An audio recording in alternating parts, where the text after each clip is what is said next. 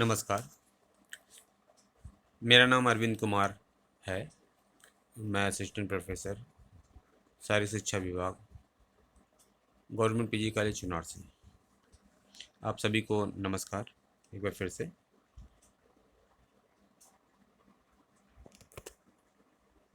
आज मैं जिस टॉपिक पे चर्चा करने आया हूँ वह है खेल प्रशिक्षण। जहाँ तक खेल प्रशिक्षण का अर्थ है,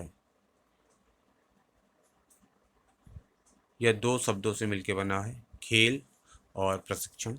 जहाँ खेल ऐसी प्रक्रिया है जिससे मन को प्रसन्नता प्राप्त होती है, तथा प्रशिक्षण एक ऐसी प्रक्रिया है जो बार बार करके किसी भी कौशल या स्किल को आत्मसात किया जाता है। आगे चलते हैं, हम देखते हैं कि प्रशिक्षण की परिभाषा क्या होती है। तो खेल प्रशिक्षण एक ऐसी प्रक्रिया है जिसके माध्यम से वैज्ञानिक एवं शैक्षणिक सिद्धांतों को सुनियोजित तरीके से उपयोग करके किसी भी खिलाड़ी के खेल प्रदर्शन के उच्चतम स्तर पर पहुंचाया जा सकता है या प्राप्त किया जा सकता है। आगे हम देखते हैं कि खेल प्रशिक्षण के सिद्धांत क्या हैं। खेल प्रशिक्षण के सिद्धांत: पहला निरंतरता का सिद्धांत, दूसरा भार की प्रकृति का सिद्धांत, तीसरा व्यक्तिगत भिन्नता का सिद्धांत, चौथा सक्रिय भागीदारिता का सिद्धांत, योजनाबद्ध और व्यवस्थित प्रशिक्षण का सिद्धांत, छठवां सामान्य विशिष्ट तैयारी का सिद्धांत, सातवां स्पष्टता का सिद्धांत और आठवां है चक्रीयता का सिद्धांत। पहला निरंतरता का सिद्धांत कहता है कि खेल प्रशिक्षण निरंतर और लगातार होनी चाहिए, यानी जिस भी क्रम में हो वो लगातार चलनी चाहिए, जिससे कि दिनों दिन आपकी शारीरिक क्षमता और मानसिक क्षमता तथा तकनीकी और टैक्टिकल, जिसे कहते हैं युक्तिपूर्ण, सभी आयामों को आसानी से बढ़ाया जा सके या उसके उच्चतम प्रदर्शन को प्राप्त किया जा सके। अगला सिद्धांत है भार की प्रकृति का सिद्धांत, जिसे principle of progression of load भी कहते हैं। इसके अनुसार खिलाड़ी की खेल क्षमता का विकास प्रशिक्षण के दौरान किए जाने वाले भार की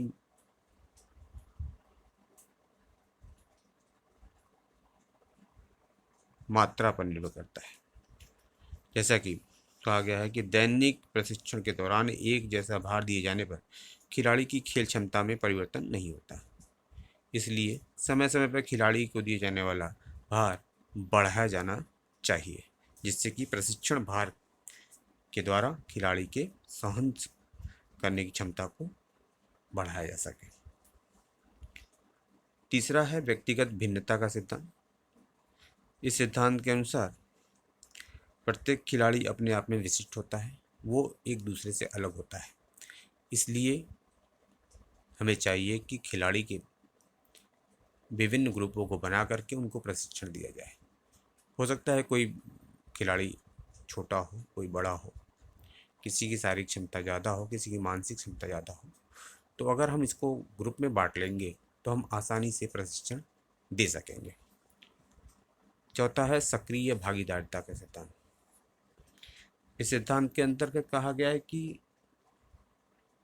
प्रशिक्षार्थी, जो भी खिलाड़ी है, वो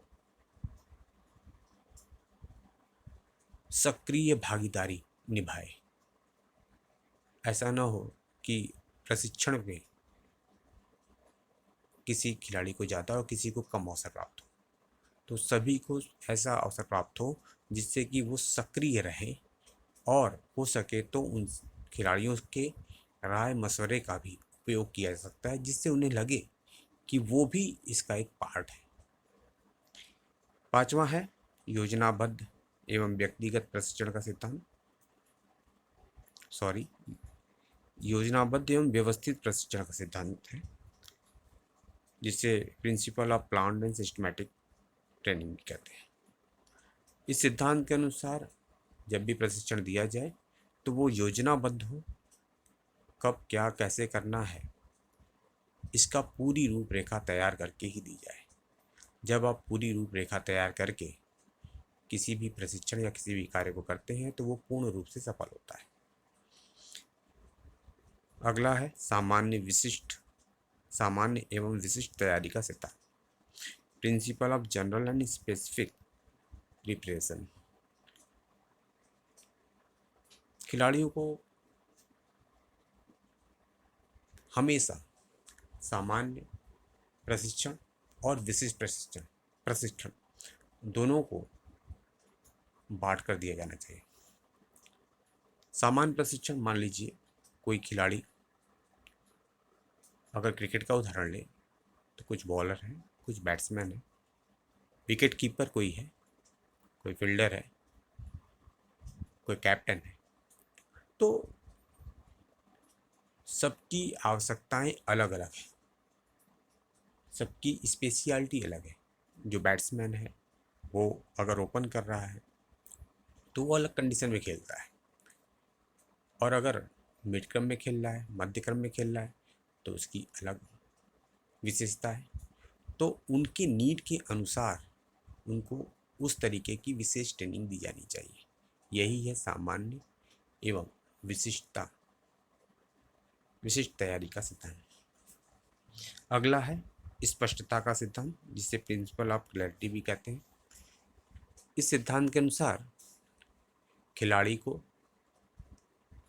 जो भी प्रशिक्षण दिया जाए उसको स्पष्ट रूप से बताया जाए, और जो भी रूपरेखा, जो भी प्लान है उसको क्लियर तरीके से उसे समझा दिया जाए, और अगर कोई संशय हो तो उसको दूर किया जाए। इसे कहते हैं स्पष्टता का सिद्धांत या प्रिंसिपल ऑफ क्लैरिटी। 8वां है चक्रीयता का सिद्धांत, प्रिंसिपल ऑफ साइक्लिसिटी। प्रशिक्षण का मतलब ही होता है कि आप जिस क्रिया को करें उसका दोहराव बहुत जरूरी है। तो जब भी आप प्लान करें या योजना बनाएं प्रशिक्षण का, तो एक क्रिया को बार बार रिपीट करने या कुछ समय अंतराल बाद उसकी बढ़ी हुई कठिनाई के साथ कराया जाए। इसे कहते हैं प्रिंसिपल ऑफ साइक्लिसिटी। और एक समय के चक्र को भी बना लिया जाए कि हाँ, इतने समय में प्रिपरेशन फेज होगा, प्रिपरेशन फेज के बाद कंपटीशन फेज होगा, फिर ट्रांजिशन फेज होगा।